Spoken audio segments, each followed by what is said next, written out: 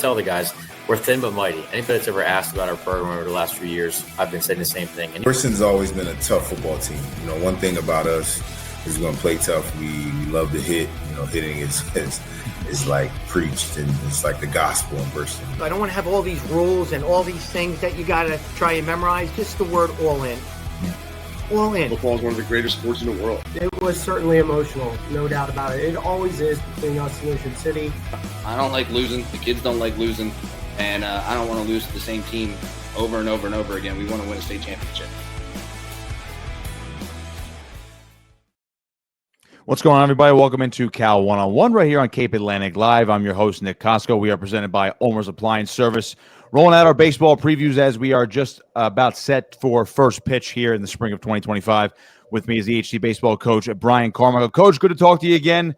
I can't believe the season's already around the corner. You guys are coming off a fantastic 2024, looking to get back after in 2025 and making the most of a very rainy day to say the least. So season over right around the corner. I got to imagine you guys are pretty darn excited. We are excited. We just got back from Myrtle Beach. Before we get started, thanks for having me on, Nick. I always appreciate you reaching out to me and having me on the show. So kudos to you. Love what you're doing, and super proud that you're an Egg Harbor Township alumnus too. So we're excited. It's a different group. It's a new year, so it's kind of like the slate's clean. What's last year's group is now gone. That's why we number our teams here, Nick. We this is team 41. This is the 41st team in school history. It's got its own unique identity. No one can ever take that away from them. And these guys, the big thing we talk to these guys about is creating their own legacy here. When you talk about creating that own legacy, and I'm glad you're one of the programs that actually does number every single team to kind of just get, as you just mentioned, gives everybody a new identity year to year. Even if guys were leftovers from last year's team, which you guys went 20-9, got to the South Jersey Group 4 Finals, a great run in the playoffs. When you talk about this team getting a new identity, of course you have some key returners we'll get into in a second, but when they're trying to form that new identity, what's that process like from the summer all the way through fall ball? And obviously, wherever else these guys do in preparation for a new season. So obviously, with baseball ending, being at the end of the year, we kind of dismiss the kids and they go home. They go about their way. The only time we really get to see them, the only thing we do with them during the summer is when we run our camps, and our camps have been super successful, and partly in part because of our players. They come back, both former players and current players come back and work camp. We do over 200 kids. In the 2 weeks. We're actually adding a week this year, so we get to spend time with those guys during the summer. And then we don't see them again until we get back to school in September. And it's usually the second to third week of September is when we start in the weight room. And we lift 3 days a week. I run the weight room just like when I was in high school, and I played football for the great Paul Sacco at St. Joe in Hamilton. Lifted 3 days a week, mandatory. Kids can't miss it. We get in, we get out, we do what we have to do. And we're just trying to make the kids better movers. Make them fast, bigger, faster, stronger. And I think that, last year, us going 20-9, the weight room plays a major, major part in that. We got great buy-in from the kids. They love being here. We make it competitive. And it also builds that camaraderie. So that's the big thing. That's kind of where we set the foundation for the year and build off of that. And then we just kind of, I like to say that we're enriched in tradition here in the baseball program. We have a lot of, culture stuff that we work on and beliefs, standards that the kids have to live by. And I think that carries us, throughout the season. And we kind of saw that last year. We had a total buy-in from that group. We probably weren't the most, by far, one of the least talented teams that I've had in my tenure here, but probably one of the most successful teams that I've had. And that's just because no one cared who got credit. There's a bunch of guys that went out there and played for one another, loved one another, and that's the type of stuff that we preach to the guys on a daily basis. I got to imagine you're preaching those same things as you just alluded to. You go back, once the kids come back in the fall, weight room 3 times a week, and it's a different competitive environment rather than just saying, hey, we're going to practice these fundamentals, these situations on the baseball field. I got to imagine that buy-in has carried over from last year's. Again, key, you do have key returners, guys like Michael Baxter, Jacob Cagna, Jackson Conroy, just to name a few right off the bat. When you have guys that were on a successful team like that, are those your guys that are, especially if they're seniors, that you say, all right, kind of take the reins a little bit, especially in the offseason for the young guys who are going to contribute to Team 41 here in 2025? Well, that's a very good point. And that's kind of where we're at with, where we just got back from Myrtle Beach. We played 9 games in 4 days in Myrtle Beach. Some people think I'm crazy for doing that, but we got a great sample size. We get kids a lot of opportunities. We took 29 kids down there. So we got to see a lot of kids perform in front of us. And the thing is, all those guys that you mentioned are all position players. Unfortunately, one of the strong points or suits from last year's team in 2024 was our pitching. We had a program record setter in Troy Sabat who set a school record for wins in a career, or wins in a season, with 9. And then another guy with, Jay Salisbury and Lawson McIntosh. We graduated between those 3 guys. They threw 150 innings for us last year. So we're looking to replace 150 innings this year. And that's one of the things where we kind of struggled a little bit down in Myrtle Beach, but it's a good struggle. It opened up a lot of people's eyes. The kids, realized that it's a little bit different than maybe some of the baseball that they've been playing at other places and whatnot.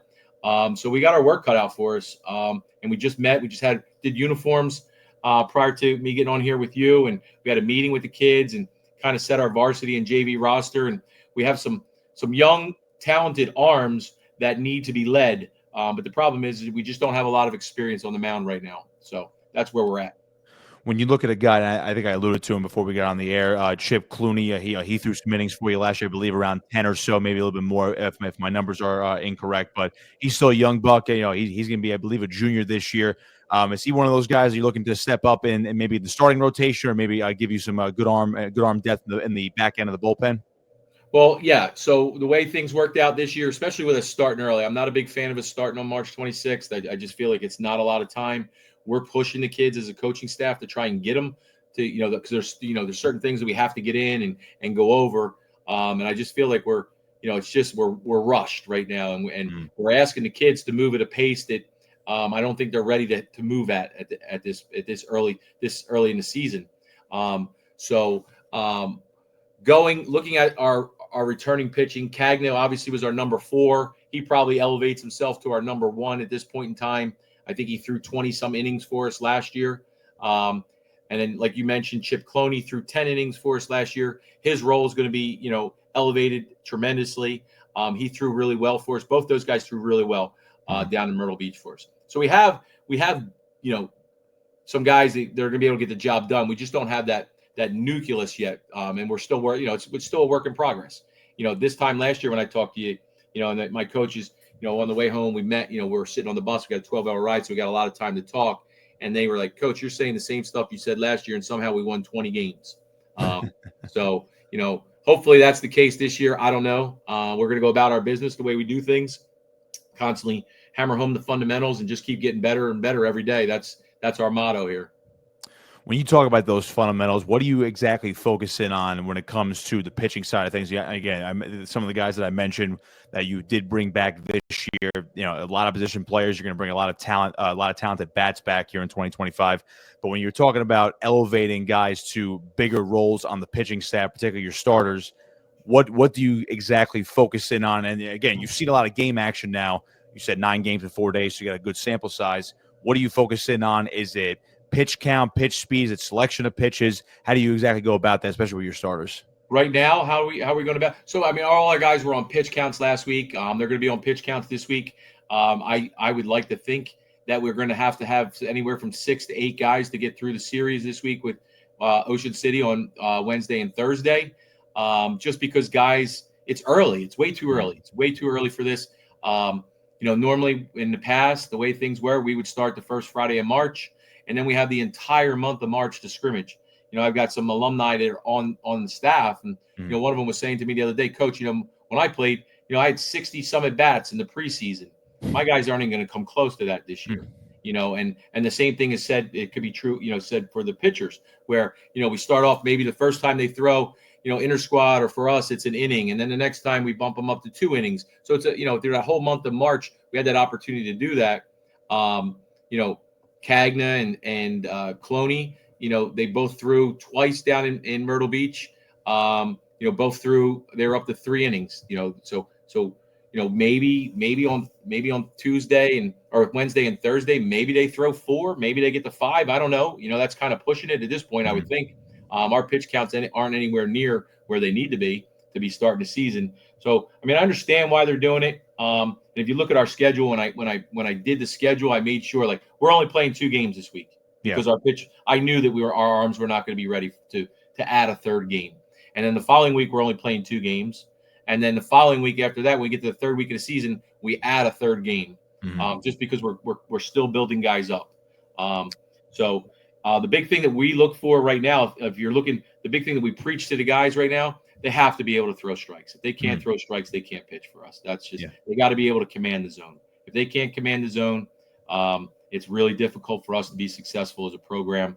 I like to use, some of my most successful pitchers here in the program over the last 15 years have been guys that are, 79 to 81, that throw 2 to 3 pitches for a strike, can mix it up. And there's nobody better prime example than the kid we had last year in Troy Sabat.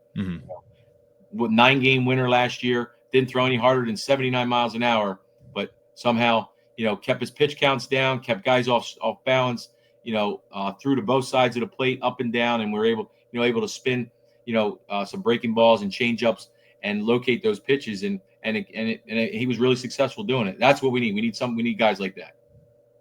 I like that perspective, especially if guys that, that aren't going to be throwing, 85, 87, or even the elite guys. Yeah. We don't have any of those guys. None of those guys are in the program here anymore. We're just a bunch of, average Joes. And, hopefully we can get them to command the strike zone, like I said, and with 2 to 3 pitches and keep guys off stride. And then we got to play great defense behind them. Preaching to the choir, especially with the fundamentals. It's interesting you mentioned something about the schedule because you guys are starting early this year, and pretty much everybody around the league is starting this early, which is the final week of March. And I'm looking outside today as we're recording this, and you guys were practicing inside. I almost can't believe you're playing in 2 days. You guys started last year pretty much nearly the 2nd week of April.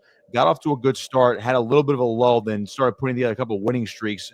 What's different about this early start? I know you kind of already alluded to it with, you're playing 2 games this week, playing 2 next week, not really ramming it home until you ramp it up probably by mid to late April. What do you look for in these first couple of games? Obviously, every coach, every player wants to win every single game they play. What do you look for, especially in a series against a really good team in Ocean City coming up later this week? Well, yeah, we're gonna have a tall task in front of us on Wednesday. Obviously, they got a bunch of arms there. A couple guys that we saw last year. We haven't seen Evan Taylor. I don't know whether he's pitching or not. If he is, we're gonna be prepared for him. We're gonna be, tonight and tomorrow we'll be, practicing against high velo in the cages, off the machines, and all that kind of stuff. And we got to play small ball. We'll play small ball. It's just obviously the pitching is going to be ahead of the hitting early.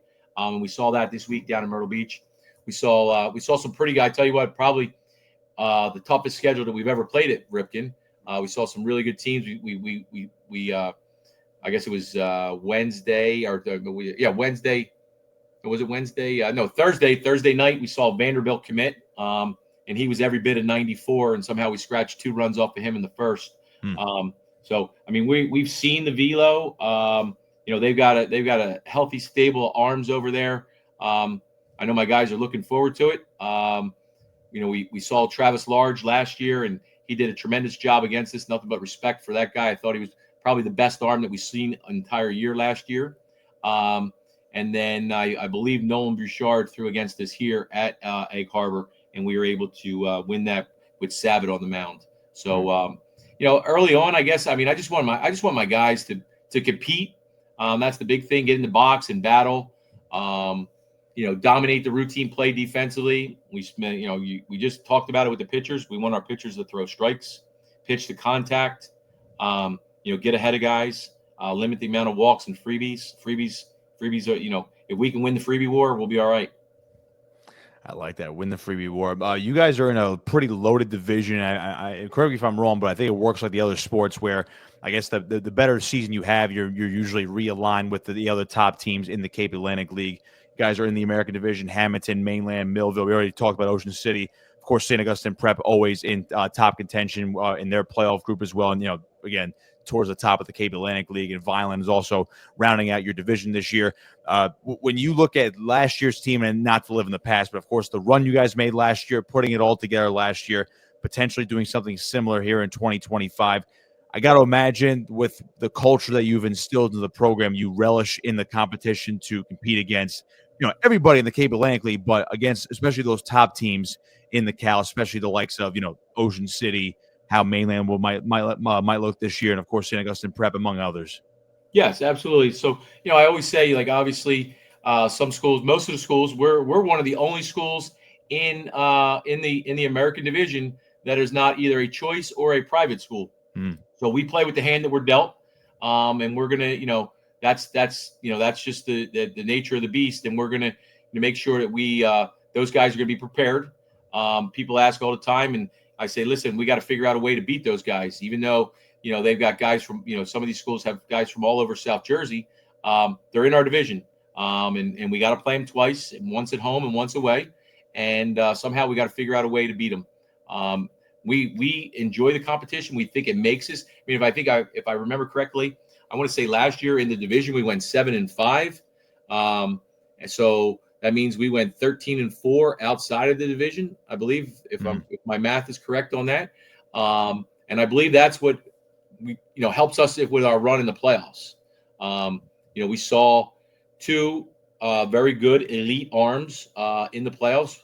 One with the kid from Southern who's at Binghamton, and then the kid from Kingsway is back this year, but he had a heck of a year last year. And we weren't even fazed by it. We kind of go about our business and do, we preach to the kids the way we want them, our offensive philosophy and what we're trying to accomplish when we're inside the box. That's the hard part about starting so early too, is that, we haven't had a lot of time to preach on that stuff. We had to do 3 days of tryouts. We practiced a couple of days. We obviously install our bunt coverages and first and third defenses and then mix in, a ton of fungo work and, cuts, relays, and tags and, all that kind of stuff. We don't really get to, I don't even think we've taken our regular on-field BP yet. We've hit, but we were dealing with a large number of kids because we took 29 to Myrtle Beach. So we just, as of tonight, we separated the roster, and then we now have our varsity and our JV. So we haven't even taken on-field BP yet.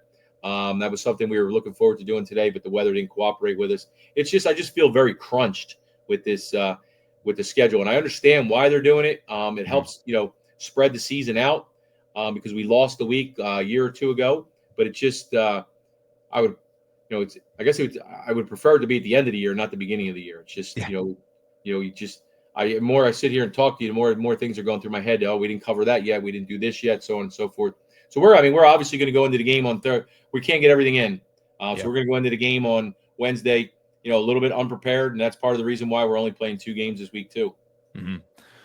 Let it fly. I mean, I can imagine that's the type of, that'll be the type of stuff that you guys pretty much do all season. Of course, the preparation will come in due time. I'll leave you here with this, Coach, and I appreciate taking time out of your day and, of course, ahead of the season opener. When you look at this season as a whole, and again, you're looking ahead to just Wednesday and Thursday right now, Ocean City, big task, home and home.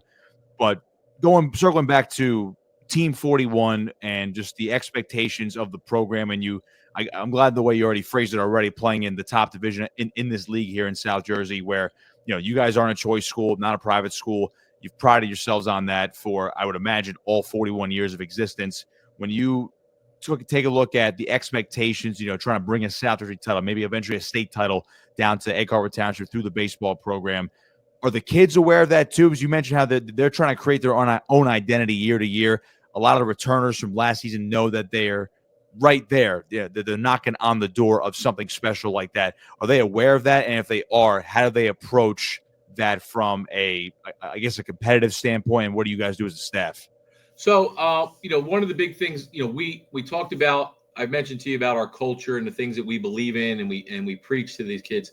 When I first took the program over, my first season, we go 6-16. And then since then, we haven't had a losing season since. And slowly but surely, as the years went by, in the beginning, it was let's make the playoffs. That was like that big thing that we were preaching to the kids. And then it eventually became, we want to win a sectional title. And that's, one of our goals every year. The first goal is to win our division. Second goal is to qualify for the Diamond Classic, which we've been fortunate enough to do the last several years. I think prior to my tenure here, I think they had only qualified for the Diamond Classic twice. I think we've qualified the last 3 or 4 years in a row. And then obviously, once we if we can win the division and get into the Diamond, qualify for the playoffs, win a sectional title, and then obviously the ultimate goal of a state title. And we play those teams. We go neck and neck with the team that won it last year, Bridgewater Raritan. That's a traditional game for us. Max and I have a lot of respect for Max's program. Max has a lot of respect for my program. We enjoy playing one another. We become good friends. So we will continue to play each other. That's another test too. We kind of had the leg up on them the first couple of years, and in the last 2 years, they've gotten really good, obviously. And they've had our number the last 2 years. So that's the type of stuff that we're putting our kids out there, and we'll make sure when we're playing Bridgewater Raritan that they know that these guys are returning, state champs. They're still the state champs of Group 4, something we aspire to be. And it's just something we build on. We just constantly harp on the kids. They know it from the word jump that these are our goals. These are our markers that we're trying to hit along the way. If it happens, it happens. Like we've been to South Jersey semifinal probably 5 times. Finally made it to the final last year. Felt really good about our chances going into that. It was a great baseball game. We kind of talked about some things on the way home, my coaches and I, and it was after, we were not only the coaches were madder than hell, but the players were too. We played a Cedar Creek team last year that I want to say was either 13-1 or 13-0, and we were not happy that we lost to them. We came back and we had a little powwow, and from that point on, I think one of my coaches said we went like something like 13-2 down the stretch. Mm-hmm. So we kind of maybe struck some nerves, reminded the kids of some of the things and that we kind of live by here, and it kind of changed the course of the season for us. I like hearing that. Well, good luck on Wednesday and Thursday with the home and home with Ocean City as you guys open up the 2025 high school baseball season. Looking forward to watching you guys as usual. And of course, if you guys make another playoff run, gotta imagine you're gonna add some hardware to that wall right behind you. Sooner or later, hopefully. I don't know. I don't have many more years left, Nick. So hopefully, you got plenty of time, as much time as you want. Don't worry about that. I am having a lot of fun right now. My entire staff are all my former players. So that's an honor to have those guys come back and coach with me. And it's a lot of fun to come to practice and be around, Monty Strickland, Drew Hickman, Jordan Sweeney, Brady Kessler. They're all guys that, that played for me. Mm-hmm. Gus Casey is another one of my assistants, and he's a Egg Harbor Township graduate. He didn't play for me, but he's an Egg Harbor Township graduate. So there's a lot of pride in the program right now. Mm-hmm. And guys that, that maybe didn't have the opportunity to get it, or had the opportunity to get it, to win a state title and didn't, they want to come back and give back to these kids. And so it's a super proud moment for me to have those guys in the program right now. Loaded staff, great culture. Looking forward to watching EHT baseball this spring. Coach, appreciate the time. We'll talk to you down the line. Thanks, Nick. I appreciate you having me on. Without a doubt. Cal 101 right here on Cape Atlantic Live is presented by Ulmer's Appliance Service. We'll see you next time.